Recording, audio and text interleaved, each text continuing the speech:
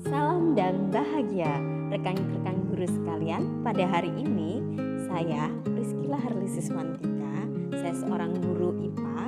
Hari ini saya akan sharing tentang materi yang saya pelajari dari platform Merdeka Belajar. Mohon waktunya ya teman-teman.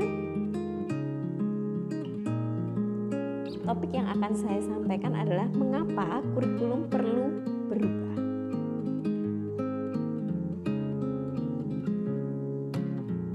Nah, ini adalah gambar pembelajaran yang terjadi di zaman dahulu. Ya, kita lihat metodenya yang mendominasi adalah metode ceramah. Kemudian yang kedua, guru sebagai sumber utama belajar. Dan yang terakhir, lebih sering pembelajaran terjadi di dalam kelas. Nah, ini adalah salah satu foto dari pembelajaran zaman dahulu ya teman-teman.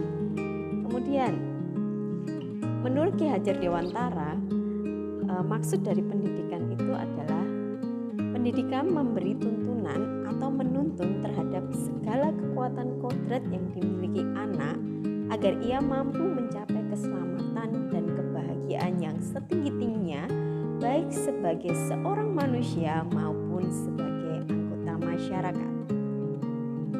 Sehingga kita tahu bahwa jikalau zaman berubah, maka kurikulum pun juga harus ikut diperbaharui, jadi juga mengalami perubahan.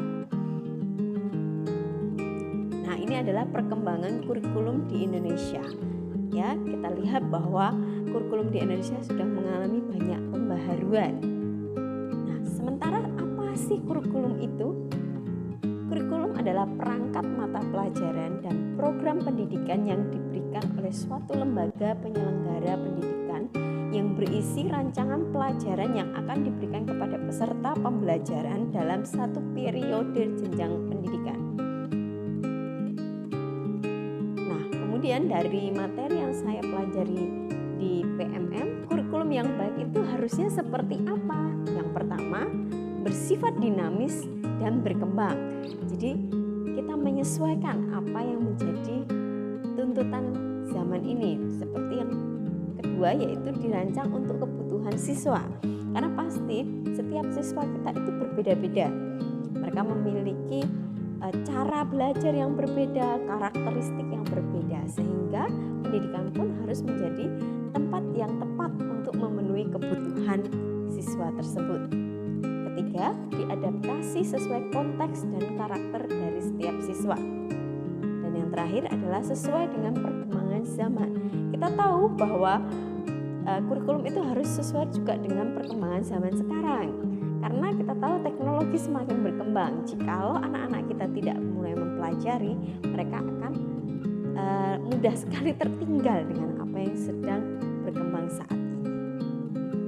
Nah, ini adalah gambaran daripada kurikulum yang dinamis, berkembang sesuai zaman, sesuai kebutuhan siswa agar mencapai keselamatan dan kebahagiaan. Nah, di sini anak-anak bisa dengan kurikulum yang baru ini ya teman-teman, kita sedang belajar tentang kurikulum merdeka, di mana anak-anak adalah kita hargai secara kodratnya, anak-anak bisa bertumbuh.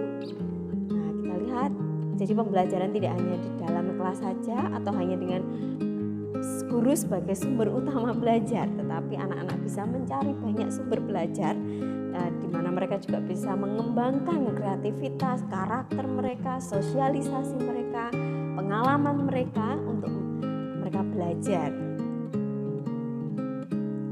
Apa saja sebenarnya yang dibutuhkan siswa agar kurikulum yang baik itu dapat berjalan? Yang pertama jelas adalah peran orang tua, masyarakat, dan sekolah sebagai pilar pendidikan. Dan yang kedua adalah merancang kurikulum sesuai dengan kebutuhan siswa. Dan yang terakhir adalah kurikulum yang bisa menjawab tantangan zaman. Nah, demikianlah apa yang saya sampaikan kepada teman-teman guru sekalian. Kiranya bisa memberikan kontribusi yang baik untuk kita semua. Terima kasih.